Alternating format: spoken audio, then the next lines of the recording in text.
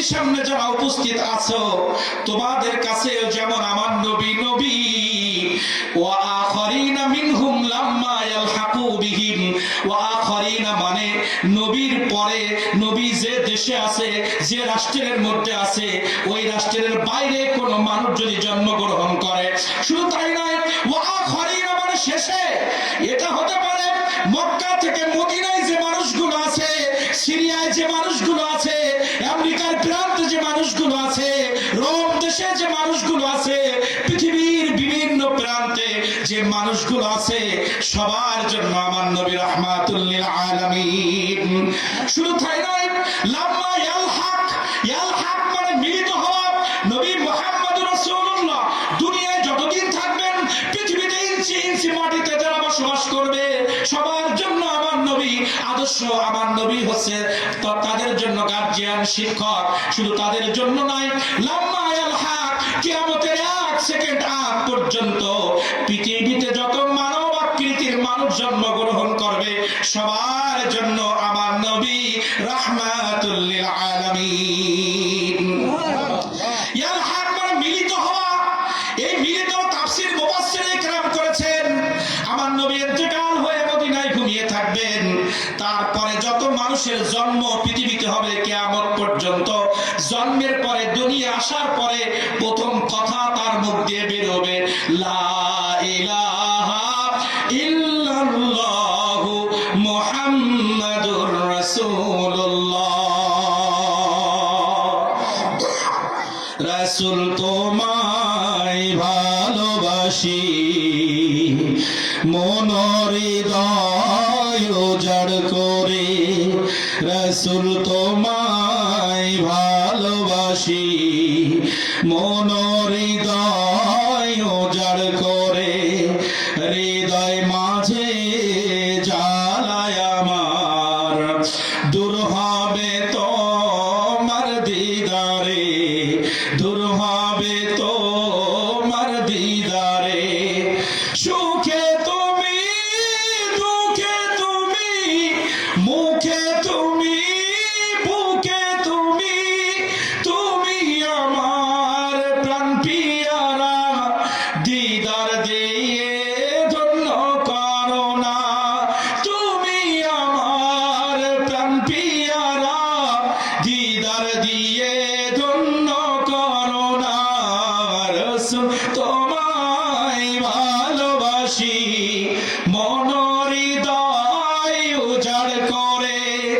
হৃদয় মাঝে জ্বালায় আমার, দূর হবে তোমার দিদারে, দূর হবে তোমার দিদারে।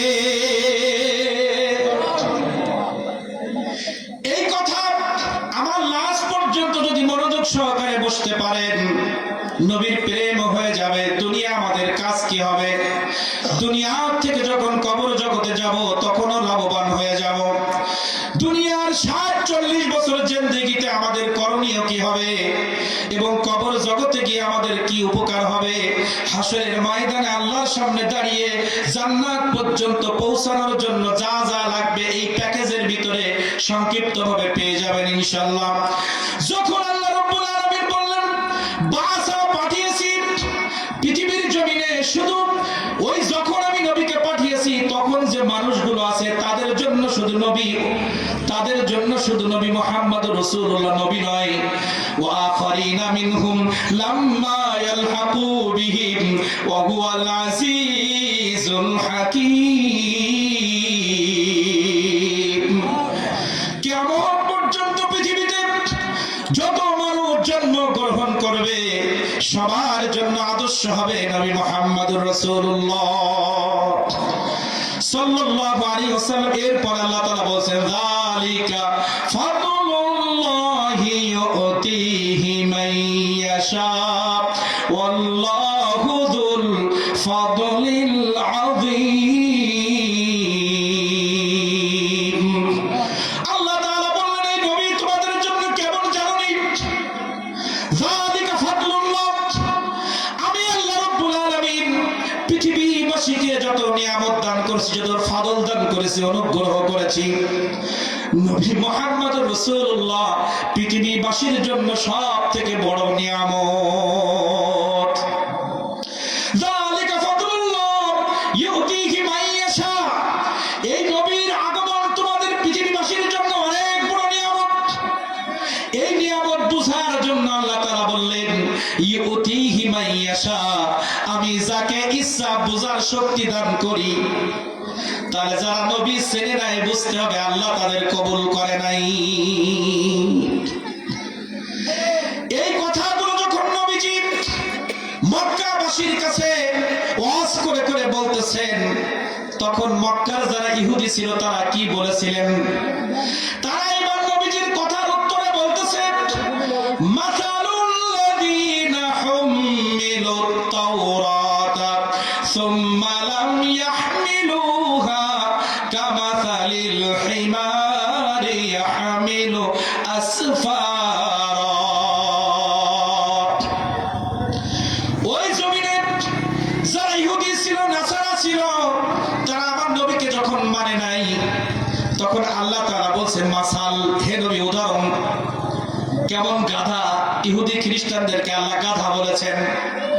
যারা নবী চিনতে পারে নাই তাদেরকে এই আয়াতের মধ্যে আল্লাহ গাধা বলেছেন।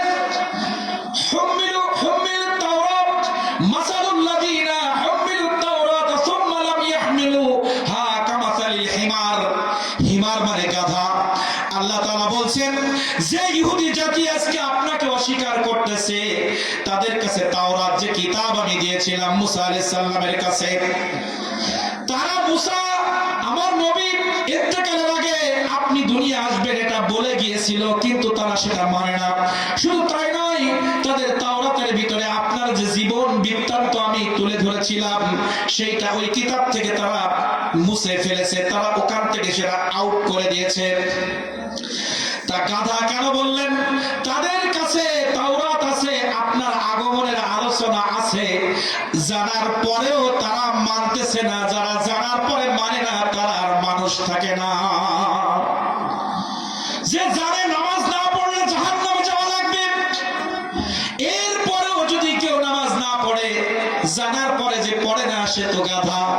তাহলে ইহুদি খ্রিস্টানদের মতো গাধা বর্তমান জামানায় আছে না নাই? কথা বলে কিয়ামত পর্যন্ত থাকবে। হুমা যা জান্নাতুকা ওয়া নারুকা। আমরা সবাই জানি এখানে যদি দাঁড় করাই দেই, বলেন বাবা মার হক সম্পর্কে সবাই বলতে পারবেন বাবা মাকে খুশি করলে জান্নাত, কষ্ট দিলে জাহান্নাম। তাহলে যারা জানেন বাবা মাকে কষ্ট দিলে আমাকে জাহান্নামে যাওয়া লাগবে, এই জ্ঞান তার মেমোরির মধ্যে আছে, তারপরেও যদি বাবা মাকে কেউ কষ্ট দেয়, আল্লাহর কাছে তার পরিচয় সে একটা গাধা। জানার পরেও মানে না। যখন এমনি ভাবে নবী মুহাম্মদ রাসূলুল্লাহ সাল্লাল্লাহু আলাইহি ওয়াসাল্লামের কথাগুলো তারা অমান্য করা শুরু করলো, তারা এবার বলতেছে হে মুহাম্মদ রাসূলুল্লাহ সাল্লাল্লাহু আলাইহি ওয়াসাল্লাম, তুমি তো কোরআন মাজিদের দাওয়াত দিচ্ছ, এটাও আল্লাহর পক্ষ থেকে কিতাব, কিন্তু আমরা যে তাওরাতের অনুসরণ করি ওটাও তো আল্লাহর পক্ষ থেকে কিতাব। দেখেন কত বড় বেয়াদব। আমরা যে তাওরাতের অনুসরণ করি, এই তাওরাত তো আল্লাহর পক্ষ থেকে পৃথিবীতে আসছে, আমরাও তো আল্লাহর একজন প্রিয় মানুষ। তুমি যেমন কোরআন মেনে আল্লাহকে খুশি করতে চাও, আল্লাহর আনুগত্য করতে চাও, আমরাও তাওরাত মেনে আল্লাহর আনুগত্য করতে চাই। এই কথা বলতেছে। দেখবেন পৃথিবীতে আমাদের হিন্দু ধর্মের অবলম্বী ভাই বোনেরা যারা আমাদের পাশে আছে, ওনারা মাটির মূর্তি বানিয়ে সেখানে পূজা করে কেন? ভগবানকে খুশি করবে, তাই উদ্দেশ্য সব এক।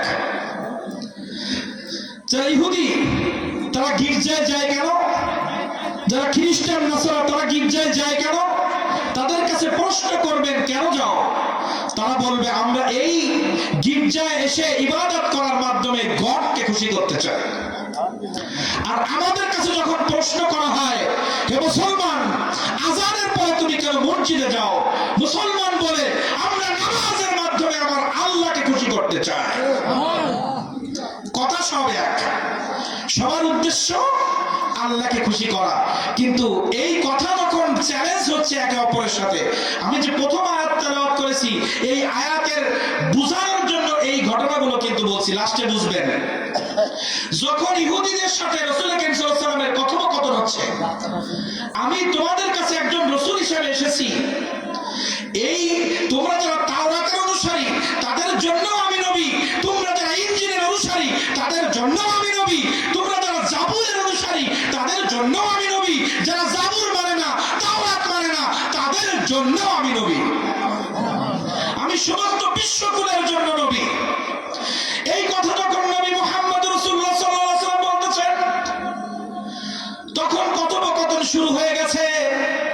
ইহুদিরা বলতেছে, তুমি যেমন কোরআন নিয়ে এসেছো দাওয়াত দিতে, আমরাও তাওরাতের অনুসারী, তোমার থেকে আল্লাহর কাছে আমরা বেশি প্রিয়। তুমি যেমন আল্লাহকে খুশি করার জন্য আল্লাহকে ভালোবাসো বিদায় কোরআনের কথা বলতেছো, আমরাও আল্লাহকে ভালোবাসি বিদায় তাওরাতের দাওয়াত দিচ্ছি। ভালো করে বুঝবেন। এইবার আল্লাহ তাআলা জিবরাইল আলাইহিস সালামকে পাঠিয়ে দিলেন, জিবরাইল তুমি যাও আমার নবীর কাছে গিয়ে বলো, যারা আমাকে ভালোবাসে ওরা বলতেছে, ইহুদিরা বলতেছে ওরা আমাকে ভালোবাসে, এই জন্য ওরা গির্জায় যায়, নবীকে মানতেছে না, নবীর থেকে ওরা আরো বেশি আল্লাহর প্রিয় বান্দা দাবি করতেছে। তাহলে আল্লাহর কাছে যারা প্রিয় তাদের একটাই চাওয়া থাকে, আল্লাহর সাথে দিদারের জন্য তারা প্রস্তুত থাকে। দেখবেন পৃথিবীর জমিনে যারা আল্লাহওয়ালা হয়ে গেছে, পীর আউলিয়া যারা হয়, তারা দুনিয়ার কিছুই তারা তখন চিনে না, সবসময় আল্লাহ আল্লাহর জিকিরে থাকে, তারা সবসময় আল্লাহর কাছে যাওয়ার জন্য প্রস্তুত থাকে। এই জন্য যুদ্ধের ময়দানে যেতেও তারা পিছু হয় না। উহুদ, বদর, খন্দক সহ প্রত্যেকটা যুদ্ধে সাহাবীরা জানতো হাজার সৈন্যবাহিনী, আমরা মাত্র 313, আর হাজার সৈন্যবাহিনী আমাদের সাথে আক্রমণ করতে আসতেছে। প্রত্যেকের কাছে অস্ত্র আছে, ঘোড়া আছে, যুদ্ধের সামগ্রী আছে, আমাদের কাছে তো কিছুই নাই। প্রত্যেক সাহাবী জানতেন এই যুদ্ধের ময়দানে গেলে আমাদের জীবন চলে যাবে। তারপরেও তারা জানে আল্লাহ রাস্তায় থেকে জীবন দিতে পারলে আল্লাহ তাআলা তাকে জান্নাতে দিয়ে দিবে, আল্লাহ তাআলা তাকে ভালোবাসবেন। শুধুমাত্র আল্লাহকে পাওয়ার জন্য তারা জীবন বাজি রেখে যুদ্ধের ময়দানে পর্যন্ত গিয়েছিল। এজন্য আল্লাহ তাআলা বলছেন, তারা তো দাবি করতেছে তারা আমাকে ভালোবাসে, আমিও নাকি তাদেরকে ভালোবাসি। তাহলে ভালোবাসার মানুষের সাথে সাক্ষাৎ করার জন্য দরখাস্ত করতে বলেন। কিভাবে? কুল ইয়া আইয়ুহাল্লাযীনা হাদু ইন যাআমতুম আন্নাকুম আউলিয়াউ লিল্লাহি মিন দুনিন নাস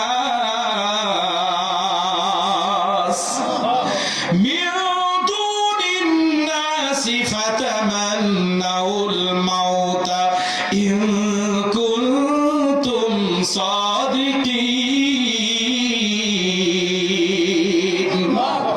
আল্লাহ তাআলা বলেন, কুল হে নবী আপনি ওদেরকে বলেন যে ইহুদি, খ্রিস্টান, নাসারা তারা কুরআন মাজিদ বাদ দিয়ে, আপনাকে বাদ দিয়ে, যারা তাওরাতের অনুসরণ করে, যারা আমাকে মূর্তি পূজা করে, গির্জায় গিয়ে যারা আমি আল্লাহ আমাকে খুশি করেছে এরা দাবি করতেছে, তাদেরকে আপনি বলেন আমার কাছে মৃত্যু কামনা করতে।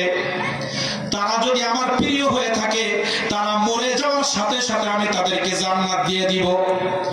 এবার আরবি ভাষায় কোরআনের আয়াতটা ইহুদিদের কাছে আমার নবী এইভাবে পড়েছিলেন, কুল হে নবী আপনি বলেন, ইয়া আইয়ুহাল্লাযীনা হাদু ইন যাআমতুম আন্নাকুম আউলিয়া, আউলিয়া মানে বন্ধু।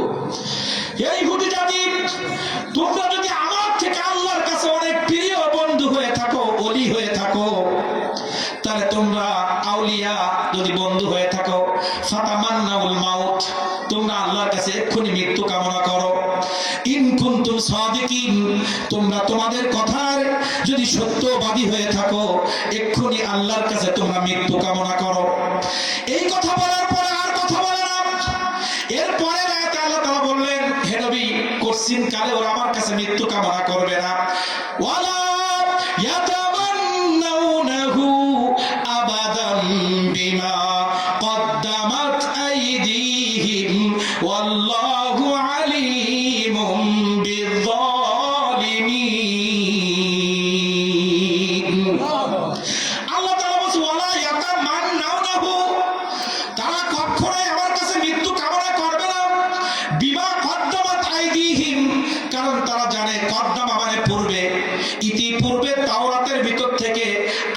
জীবনটাকে বাদ দিয়ে, আপনার আগমনটাকে বাদ দিয়ে তারা যে আমার কাছে পাপ করেছে, এই পাপের কারণে মৃত্যুর সঙ্গে সঙ্গে তাদেরকে যে আমি জাহান্নামে দিব, এটা শুধু খুব ভালো করে তারা জানে। এই জন্য তারা আমার কাছে মৃত্যু কামনা করবে না। এই কথা যখন আল্লাহ তাআলা বললেন, কখনোই তারা মৃত্যু কামনা করবে না, কারণ তারা ভালো করে জানেন। রাসূল কারীম সাল্লাল্লাহু আলাইহি ওয়াসাল্লাম তাফসীর করতেছেন, ওরা যদি একবার আল্লাহর কাছে মৃত্যু কামনা করত, মৃত্যু দিয়ে সঙ্গে সঙ্গে আল্লাহ তাআলা ওদেরকে জাহান্নামে পাঠিয়ে দিত। তারা মৃত্যু কামনা করে নাই। যখন মৃত্যু কামনা করে নাই, তখন আল্লাহ তাআলা আবার নাযিল করলেন, হে রাসূল, তারা মৃত্যু থেকে পলায়ন করতে চাচ্ছে, আমার সাথে দেখা করতে চায় না, কিন্তু আপনি তাদেরকে বলে দেন, পৃথিবীতে মানুষ আকৃতিতে যারা গিয়েছে, রুহু জগৎ থেকে পৃথিবীর জমিনে যার শরীরে আমি রুহু দিয়েছি, ওই রুহু সে চাইলেও আমার কাছে আসা লাগবে, না চাইলেও আমার কাছে আসা লাগবে। আপনি ইহুদি জাতিকে বলেন, কুল ইন্নাল মাউতাল্লাযী তাফিরুনা মিনহু ফাইন্নাহু মুলাকীকুম সুম্মা তুরাদ্দুন।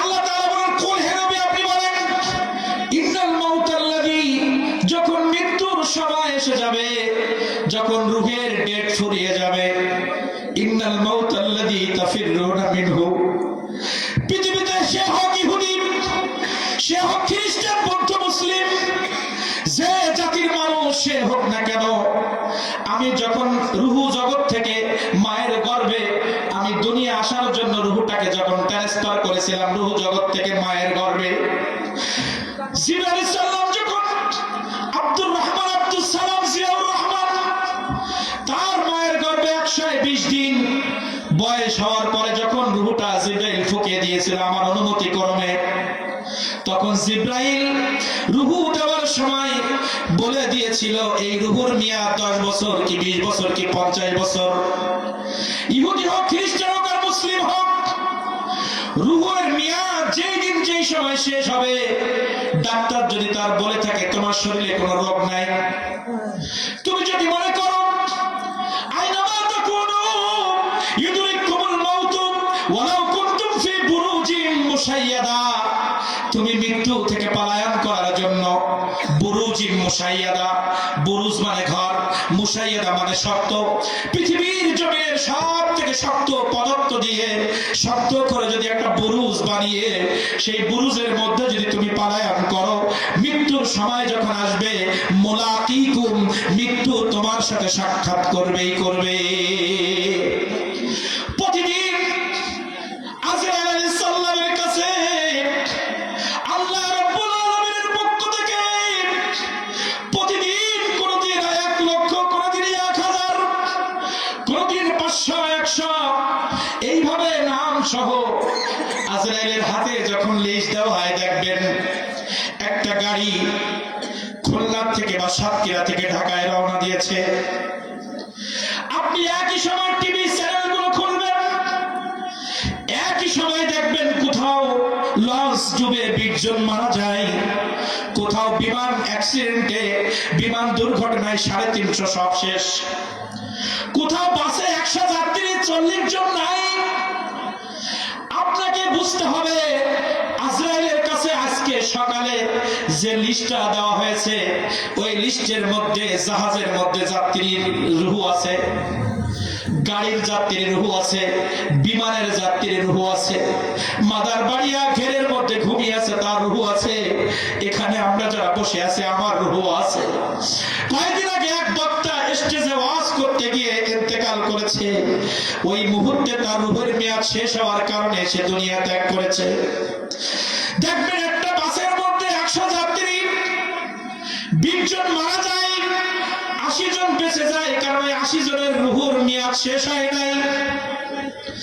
একটা মানুষ ক্যান্সার আক্রান্ত বিছানায় পড়ে আছে, তার মৃত্যু হয় না, তার রুহের মেয়াদ এখনো শেষ হয় নাই।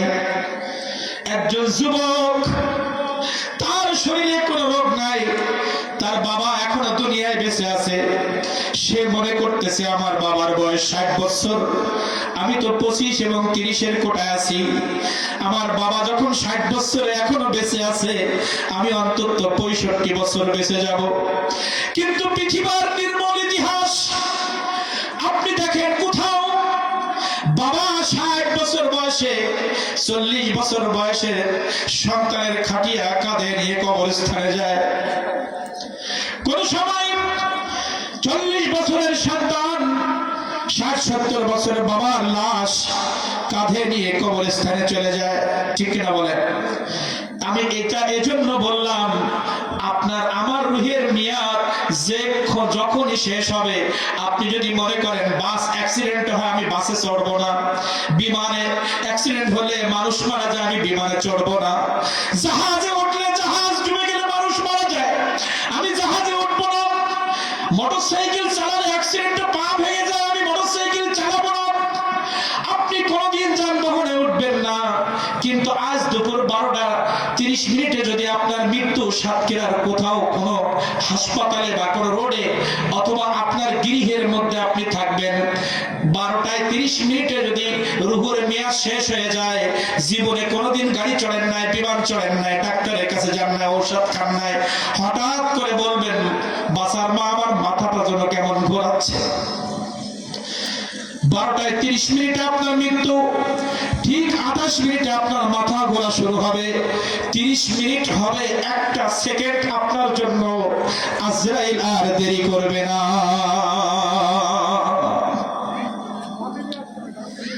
আর কোন সময় দেরি হবে না, তখনই আপনার মৃত্যু হয়ে যাবে।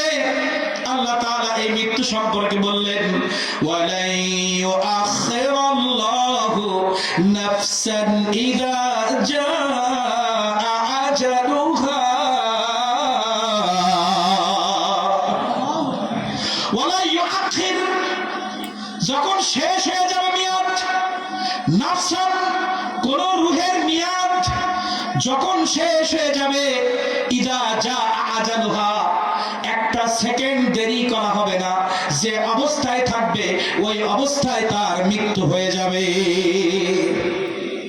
ইহুদিদেরকে বললেন, তোমরা যে মৃত্যু কামনা করলা না, কিন্তু আল্লাহ তাআলা জানিয়ে দিয়েছেন মৃত্যু থেকে বাঁচা যায় না। এই সব কিছু কথা কেন বললাম? যখন এই কথোপকথন ইহুদিদের সাথে আল্লাহ রাসূলের হচ্ছে, তখন আল্লাহ তাআলা আয়াত নাযিল করে দিলেন, কুল ইন কুনতুম তুহিব্বুনাল্লাহ ফাত্তাবিউনি ইউহিব্বুকুমুল্লাহ